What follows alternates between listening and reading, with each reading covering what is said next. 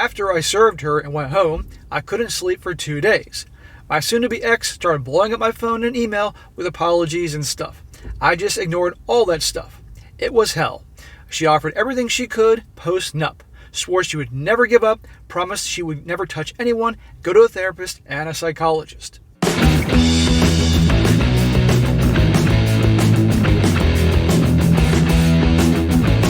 Welcome back to They Did What?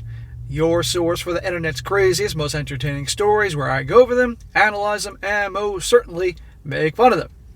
Today, going to go over part 3 of the very popular story I started yesterday, which was titled Special Forces Squad Goes Full Armageddon on Wives Are Discovering They're All Having Affairs.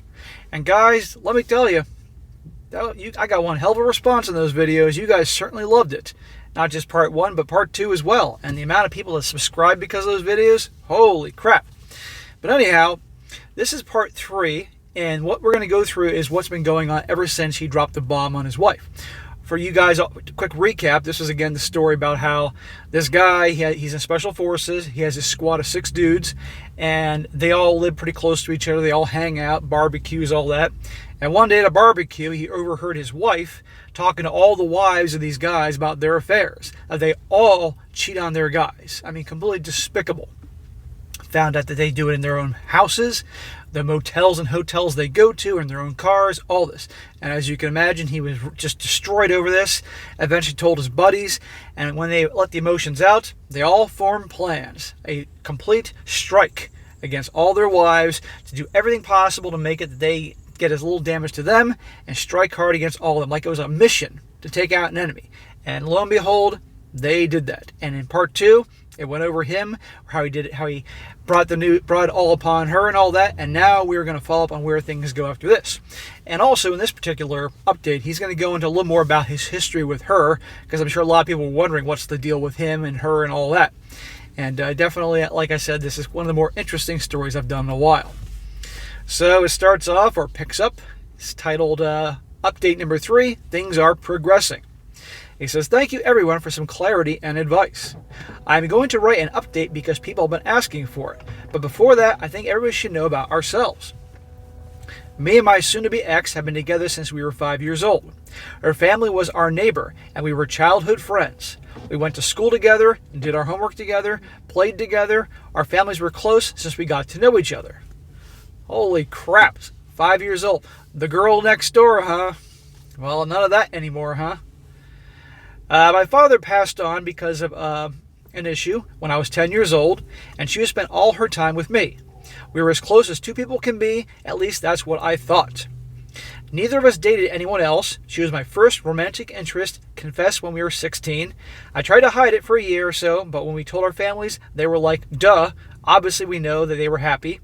Dated until we got married, and we were each other's first. Well, that's all sweet and everything back in the old days, but in nowadays, the problem is, a guy, if he's truly in love with his girl, can be okay with that. But nowadays, with the way the gals are, with the attention and validation 24/7 at their fingertips through social media and dating apps, they start getting that attention. They start wondering, oh, what else? What's that guy's sausage like? What's that guy's sausage like? And they start hanging out with a bunch of girls that are talking about that lifestyle. You all know what happens. So this idea that, oh, if you marry a virgin, then you're going to be fine. She'll never do anything. That mindset is bullshit. I've always called bullshit on that. Wish it weren't true, but even if you get yourself a religious, conservative, traditional virgin and you've been together forever, it doesn't mean you're safe. Anyway, it says here, I thought I was lucky beyond possible. She didn't just destroy 12 years of our marriage and 20 years of romance. She destroyed 31 years of our relationship. I still can't believe or understand how do you do this to someone you spent your whole life with, to someone who devoted his whole life to you. It's called Welcome to Life Post the S-Word Revolution. Thank you, Ephenism, for the making women empowered to do all these things. And it'd be one thing if it was one time that she slipped up, like sincerely one time, one cheat, and she told him immediately, and it was a crying mess. But this has been going on for years with multiple affair partners and sneaking and planning and all that. It's pure freaking evil. After our marriage, when she went to college, our families moved away from each other, but we were still close as a family. Her siblings were my siblings were her siblings, we were that close. But still, she did all this. Well, I don't know about you guys, but I'm thinking this period of time when he thought that she was true blue and his one and only, and he was her one and only, I don't buy that for a second. She went off to college, no way. I just think she was very good at hiding it. This poor bastard. Well, now for the update. After I served her and went home, I couldn't sleep for 2 days. My soon-to-be ex started blowing up my phone and email with apologies and stuff. I just ignored all that stuff. It was hell. She offered everything she could, posting up.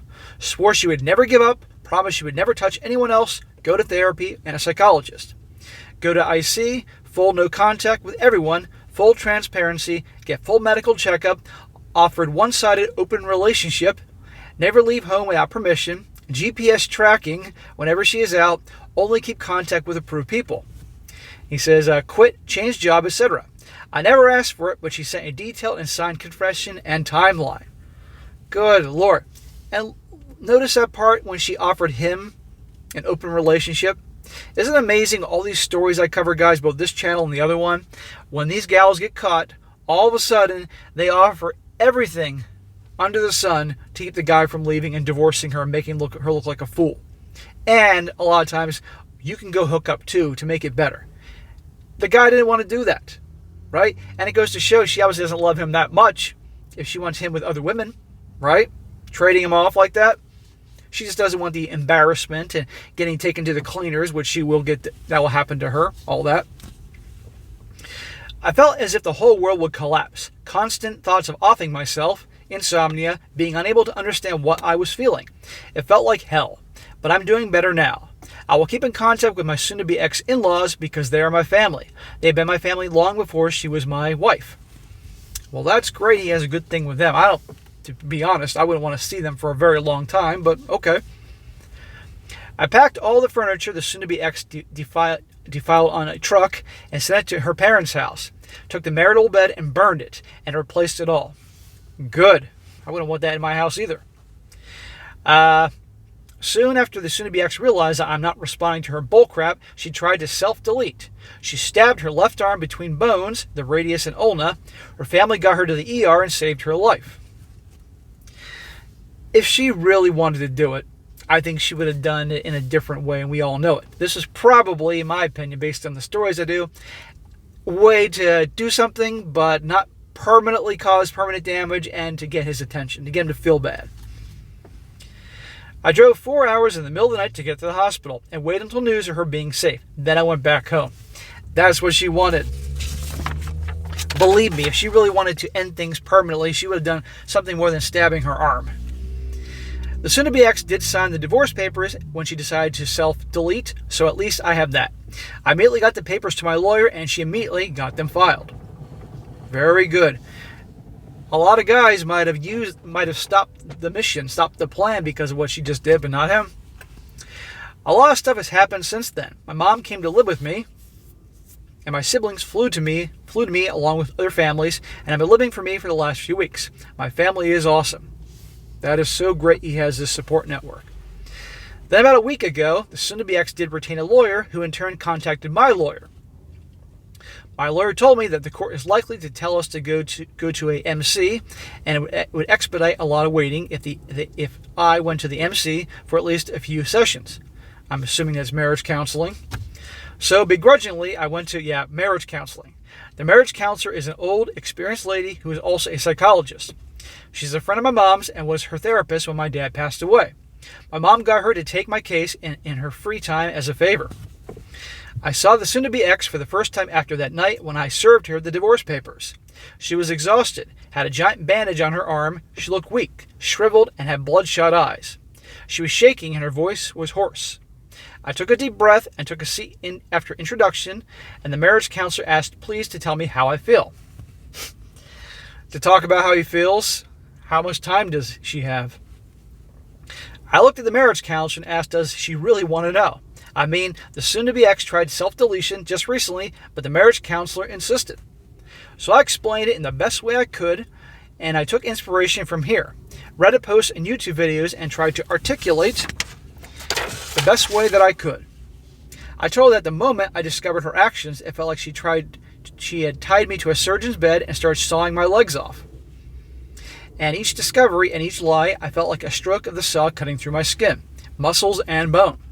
I kept screaming and begging her to stop, but she just smiled and said, "I love you," and kept sawing, over and over again, until she completely cut them off. Every word I said fell on deaf ears, and she kept on hurting me endlessly. I then said, "Even now I feel a phantom pain in my limb that is no longer there. The marriage is no longer there, but the phantom pain is still there." I then said I won't ever let her hurt me again. At this point, I was hyperventilating and seeing red. I realized I was on the verge of doing something or saying something stupid, so I excused myself and left. Good. This, again, is the military training in him, that he can switch off the motions before it gets out of hand, and walked out of the room. The marriage counselor apparently grilled the soon-to-be ex after I left and told her that in my state of mind, there was no possibility of forgiveness. The soon-to-be ex suffered a panic attack after that, and her sister had to get her back to the hospital. That was soon-to-be ex's routine for the last few weeks. Amazing how the waterworks can appear out of nowhere, and a panic attack can appear out of nowhere like that. I'm telling you, you got all these gals that could get Oscars for their performances. I had to meet with the marriage counselor one more time, but that was relatively uneventful. She just told me that my psych condition is extremely dangerous and that I have lost control of my emotional switch. I told her I will deal with it myself. Well, now things are progressing. My divorce papers got signed, and we are now officially in the cool-off period. If everything goes smoothly, 4 months later, I will be free of this lie I have been living. My mom visited the soon-to-be ex a few days ago, and I don't know what they talked about, and I don't care. I told my mother not to tell me anything, and this week, my soon-to-be ex-mother-in-law and soon-to-be ex-sister-in-law came to visit me. Long story short, I told them I will not forgive 3 years of betrayal and pain that she caused me. I told them she tore out my heart, and I no longer have any love or care to give her. And nobody could blame this dude at all. And I don't buy that was only 3 years of this shit. I just do not buy it. Hope I'm wrong, but I don't buy it. All of my soon-to-be ex's affair partners' lives have been turned upside down. One of them got disowned from family, 2 of them lost their jobs, and they are all going through divorces of their own. Awesome. These guys are bosses. These guys are pros. These guys ought to be hired out like the A-team, like I mentioned in the other video, when a plan comes together to help other dudes in situations like this. It'd be a great business to start.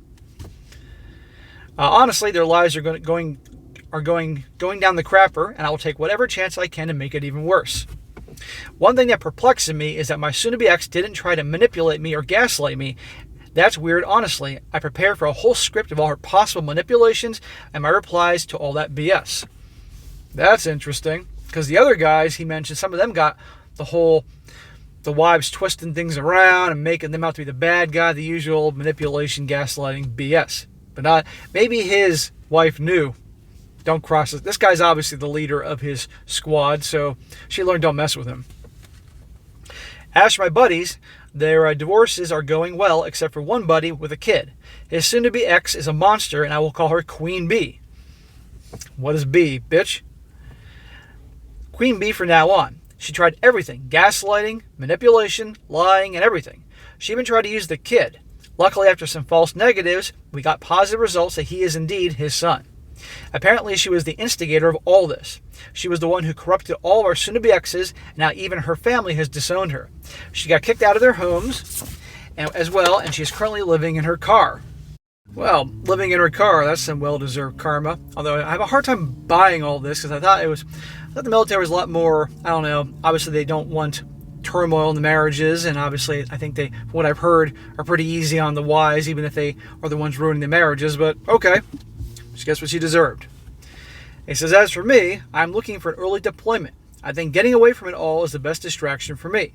I'm still trying to cope, fighting mind movies and nightmares, but I'm still fighting and coping. I have my family and my buddies, and I will get over it all. Yes, he will. He absolutely will. It will take a long time, because she's been a part of his life since he was 5 years old, but he will. A lot of time, a lot of healing, and probably a lot of beer, and he will in time. But It's horrible this happened to all his buddies, but at least they're all there together in a support network. And these are badasses, okay? What they do for a living, so they're going to be fine.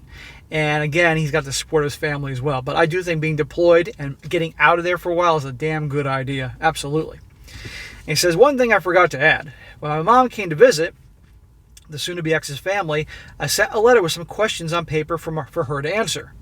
I thought it would give me some more ammo, and this is the only example of breaking no contact that I had with her. When my mom returned, she gave me her replies with her sign. Please tell me what you think about all this. I'm kind of confused. Now, he's going to go through his list of like 15 questions he asked her in her reply to this, and I figured you guys want to hear this, so I'm going to read it. And, well, you'll see what I'm talking about. His first question was, number 1, did I ever hurt you physically, emotionally, or psychologically? Her answer is no. Number 2, did I ever betray you in any way? Her answer, no. Number 3, did I ever leave you wanting for something? Never. Number 4, did I ever love you? Did I not love you? And her answer, you always did. Number 5, did I emotionally not connect with you? Her answer, you were always there. Number 6, did I ever not fulfill any of your wishes? She says, you fulfilled every wish. Well, okay, so far it sounds like he was a pretty darn good husband to her. Yes, he was away at times being deployed because that was his job. Number 7, did I not satisfy you in bed? Her answer, always. You were the only one who could. Bullshit. Bullshit, bullshit, bullshit. Number 8, did I not give you emotional validation? She says, you always did. Number 9, did I not make you feel loved? She says, you always did. Number 10, did I hurt you in any time in our lives since we were 5 years old? She said, never, in giant letters, not once in our entire life. Number 11, was there something special about your affair partners? She says, nothing. There was nothing special about them. Well, you're willing to jeopardize our whole lives together over them, so there better have been something special. Well, too late. Number 12, did I not set boundaries properly? She said, you always did since the beginning. Number 13, did you not know my views on betrayal and infidelity of any kind? And she says, I did. I am sorry. Number 14, how did you think this was going to end? And her reply was, at first I thought At first I thought I would end it after the first time. In other words, the first time cheating. Later I stopped thinking about it, thinking you would never find out. There you go. She got used to it. The attention and validation, and of course the D. And being able to gossip about it with her girlfriends. And number 15, what did you think my reaction would be? She said, the reaction you're showing now, but I hoped you would forgive me. Well, you can keep on hoping, honey, because that ain't going to happen. So guys, there you go. This is the end of part 3. Now tonight, after 8 o'clock Eastern time, I'll publish the final update. It will be parts 4, 5, 6, and 7 all put together. It'll be the longest one. This will probably go 25, 30 minutes because there's a lot there, but I figured you guys would like to hear the end of this story today. And of course, this is an ongoing story of his with updates, so if I see more updates down the road or you happen to see them before I do, let me know and I'll definitely cover it down the road. So stay tuned for the final update for now for tonight. So alright guys, that's it, and be sure to comment down below, let me know what you think about this particular video, and be sure to like the video, share it with your friends, and subscribe, and I'll catch you next time.